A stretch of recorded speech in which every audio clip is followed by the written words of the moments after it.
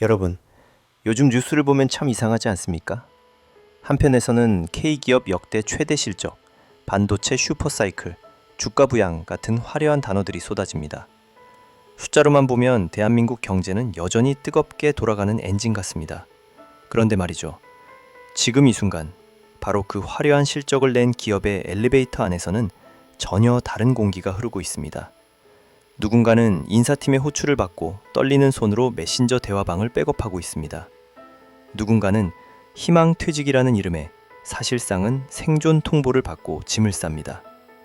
우리는 흔히 회사가 어려워지면 사람을 줄인다고 배웠습니다. 그게 상식이었죠.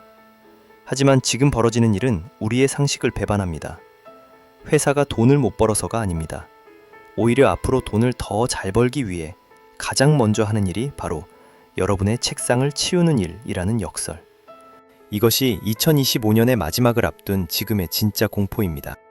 폭발음은 들리지 않습니다. 건물도 무너지지 않았습니다. 하지만 직장인이라는 계급의 기반이 무너지는 소리는 이미 들리기 시작했습니다. 겨울이 오고 있다는 말로는 부족합니다. 이미 한파는 사무실 파티션 사이사이로 스며들었습니다. 오늘은 흑자 기업들마저 줄줄이 희망퇴직 카드를 꺼내드는 진짜 이유, 그리고 이 거대한 해고의 파도가 우리 삶을 어떻게 바꿔놓을지 냉정하게 분석해 보겠습니다. 자, 감정을 걷어내고 차가운 팩트부터 확인해 보겠습니다. 그냥 경기가 안 좋아서 그렇겠지 라고 생각하신다면 큰 오산입니다. 지금 감원 칼바람이 부는 곳은 우리가 철박통이라 부르던 곳, 혹은 신의 직장이라 부르던 곳들입니다. 먼저 대한민국 경제의 심장인 삼성전자와 SK그룹을 보십시오. 반도체 부진을 이유로 들지만 내부를 들여다보면 단순히 실적 악화 때문만이 아닙니다.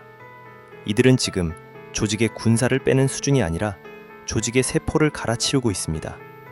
임원 감축은 기본이고 그 칼날은 이제 30대, 40대 실무진에게까지 내려왔습니다. 유통업계는 더 처참합니다. 이마트, 롯데면세점, 11번가. 이 기업들의 공통점이 뭡니까? 바로 우리 내수 소비의 최전선에 있는 기업들입니다. 창사 이래 첫 전사적 희망퇴직을 받는 곳이 속출하고 있습니다. 과거에는 45세 이상, 10년차 이상이 대상이었다면 이제는 입사 3년차, 만 30세 이상이라는 조건까지 등장했습니다. 입사한 지 3년 만에 나가라고 하는 것, 이게 과연 희망퇴직일까요? 더 충격적인 건 은행권입니다. 사상 최대 이자 이익을 거뒀다며 성과급 잔치를 벌인다는 뉴스가 엊그제 같은데 KB국민, 신한, 우리은행 등 5대 시중은행은 수천억 원의 퇴직금을 쥐어주며 사람을 내보내고 있습니다. 돈 많이 주니까 좋은 거 아니냐? 라고 하실 수 있습니다. 하지만 기업의 입장에서 생각해보세요. 왜 수억 원을 줘가면서까지 40대 베테랑 직원을 내보내려 할까요? 그 직원이 앞으로 회사에 벌어다 줄 돈보다 지금 내보내는 비용이 더 싸게 먹힌다는 계산이 끝났기 때문입니다. 이것은 단순한 비용 절감이 아닙니다. 기업들은 지금 인간 없는 성장을 준비하고 있습니다. 겉으로는 화려한 사업과 혁신을 말하지만 그 뒤에는 구체적이고 치명적인 균열이 시작되었습니다. 이제 평생 직장이라는 단어는 국어 사전에서나 찾아볼 수 있는 멸종된 단어가 되었습니다. 그렇다면 대기업의 이 인력 다이어트는 거기서 끝나는 문제일까요? 절대 아닙니다. 저는 이 현상을 경제 생태계의 도미노 붕괴라고 부르고 싶습니다. 대기업 직장인이 회사를 나옵니다. 퇴직금을 두둑이 받았다고 칩시다. 그들이 가장 먼저 무엇을 할까요? 지갑을 닫습니다. 미래가 불안하기 때문이죠. 고소득 화이트 칼라 계층이 지갑을 닫으면 가장 먼저 타격을 입는 건 자영업과 골목 상권입니다. 생각해 보십시오. 점심시간, 판교, 강남, 여의도 식당가를 채우던 그 많은 사원증 목에 건 사람들. 그들이 사라지면 식당 사장님들이 무너집니다. 대기업의 감원이 유통업의 감기라면 자영업자에게는 폐렴입니다. 면역력이 약한 곳부터 괴사가 시작되는 겁니다. 더 무서운 도미노는 부동산으로 이어집니다. 대한민국 아파트값, 특히 서울과 수도권의 핵심지 집값을 떠받치던 주체는 누구였습니까? 바로 안정적인 현금 흐름, 즉 월급을 가진 대기업 차부장급 가장들이었습니다. 그런데 이들이 40대 초반에 직장을 잃습니다. 매달 꼬박꼬박 갚던 수백만 원의 주택담보대출 원리금 감당할 수 있을까요? 결국 급매물이 쏟아지고 이는 부동산 하락의 뇌관을 건드리게 됩니다. 그리고 마지막 도미노는 청년 채용의 동결입니다. 나가는 사람이 많으면 들어오는 사람이 많아야 하는데 지금 기업들은 문을 닫고 있습니다. 경력직만 뽑거나 아예 AI로 대체해버립니다. 중간 허리층인 40대가 밀려나와 자영업 시장으로 쏟아지고 들어가야 할 20대는 갈 곳을 잃어버리는 노동시장의 병목 현상. 이것이 지금 대한민국 경제가 겪고 있는 진짜 위기의 본질입니다. 단순히 일자리가 줄어드는 게 아니라 일자리의 질과 사회의 안전망이 동시에 무너지고 있는 것입니다. 잠시 통계 수치는 내려놓고 진짜 사람의 이야기를 해보겠습니다. 이 영상을 보고 계신 분들 중에도 있을지 모를 45세 김 부장님의 퇴근길을 상상해 봅니다. 김 부장님은 오늘 팀장으로부터 잠깐 회의실 좀 보자는 말을 들었습니다. 무슨 말인지 직감했습니다. 회사는 위로금을 2년치 줄 테니 좋은 기회를 찾아보라고 부드럽게 말했지만 그 말은 비수처럼 꽂혔습니다. 엘리베이터를 타고 내려오는데 1층 노비의 회전문이 오늘따라 왜 그리 무겁게 느껴질까요? 집에 들어갑니다. 아내는 주방에서 저녁을 준비하고 있고 중학생 딸아이는 학원 숙제하느라 방문을 닫고 있습니다. 식탁에 앉아 국을 뜨는데 아내가 말합니다. 여보, 이번에 어머니 팔순잔치 식당 예약해야 하지 않아?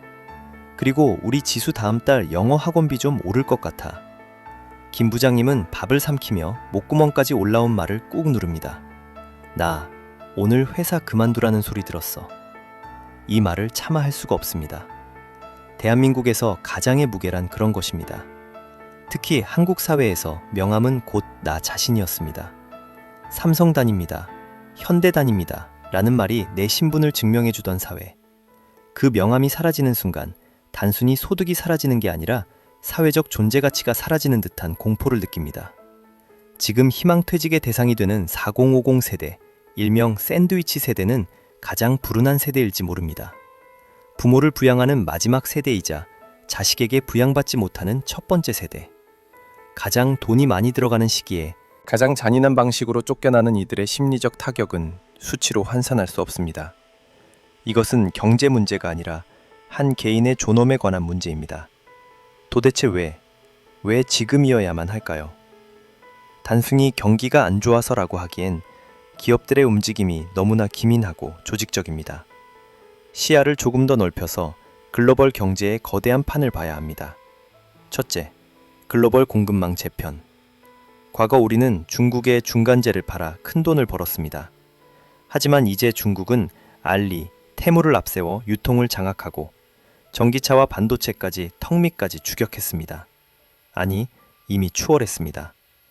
한국 대기업들이 누리던 기술 격차의 프리미엄이 사라졌습니다. 더 이상 고임금 인력을 유지하면서 경쟁할 수 없는 구조가 된 것입니다. 둘째, AI와 자동화의 역습. 이 부분이 가장 핵심입니다. 과거의 자동화가 공장의 블루 칼라를 대체했다면 지금의 AI는 사무실의 화이트 칼라를 겨냥하고 있습니다. 보고서 작성, 데이터 분석, 코딩, 심지어 인사 관리까지. 기업 입장에서는 연봉 1억 원 받는 차장님보다 월 구독료 3만 원짜리 AI가 더 빠르고 정확할 수 있다는 냉정한 계산이 선 겁니다. 셋째, 고금리 시대의 생존법. 돈의 값이 비싸졌습니다. 기업들은 이제 빚을 내서 투자를 하기보다 현금을 움켜쥐고 부채를 갚는 게 이득입니다. 현금을 확보하는 가장 빠른 방법? 바로 고정비, 즉 인건비를 줄이는 것입니다. 결국 지금의 희망퇴직 바람은 일시적인 소나기가 아닙니다. 산업구조 자체가 노동집약에서 기술집약으로, 인간 중심에서 AI 중심으로 넘어가는 거대한 지각변동의 신호탄입니다. 우리는 지금 자본주의의 룰이 바뀌는 변곡점에 서 있습니다. 자, 상황이 이렇습니다. 마음이 무거우시죠? 하지만 공포에 떨고만 있어서는 아무것도 바뀌지 않습니다. 우리는 살아남아야 합니다. 지금부터 뻔한 미로 대신 냉정하고 현실적인 생존 전략 3가지를 말씀드리겠습니다. 전략 1. 야생형 인간이 되라. 회사형 인간에서 벗어나 야생형 인간이 되십시오. 지금까지 여러분의 커리어가 회사의 시스템에 최적화된 것이었다면 이제는 내 이름 석자로 팔 수 있는 기술이 무엇인지 점검해야 합니다. 회사의 간판을 떼고 나면 나는 시장에서 얼마짜리입니까? 냉정하게 판단하십시오. 그리고 회사를 다니고 있을 때 회사의 자원을 이용해서 그 기술을 연마하십시오. 사이드 프로젝트든 자격증이든 퍼스널 브랜딩이든 회사 밖에 나를 준비하는 시간을 반드시 확보해야 합니다. 전략 2. 현금 흐름을 재설계하라. 지금은 투자보다 방어가 중요한 시기입니다. 내가 언제든 6개월 이상 소득이 끊겨져도 버틸 수 있는 비상금 방주를 만들어야 합니다. 고정 지출을 줄이고 자산을 현금화하기 쉬운 형태로 바꾸십시오. 덩치를 줄여야 폭풍우 속에서 뒤집히지 않습니다. 전략 3. AI를 부리는 사람이 되라. AI를 두려워하지 말고 AI를 부리는 사람이 되십시오. AI가 내 일자리를 뺏을까봐 걱정만 하지 마시고 그 도구를 누구보다 잘 다루는 사람이 되십시오. 결국 살아남는 사람은 AI가 없는 사람이 아니라 AI를 활용해 신명분의 일을 해내는 한 사람입니다. 여러분, 위기는 항상 기회의 가면을 쓰고 온다고 합니다.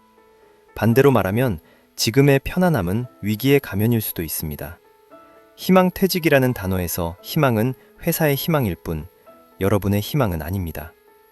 여러분의 희망은 오직 여러분의 준비된 실력과 단단한 마음에서만 나옵니다. 오늘 퇴근길, 여러분의 명함 한 장이 아니라 여러분 자신을 믿을 수 있는 준비를 시작해 보시는 건 어떨까요? 오늘 영상이 여러분의 생존 배낭을 꾸리는데 작은 도움이 되었기를 바랍니다.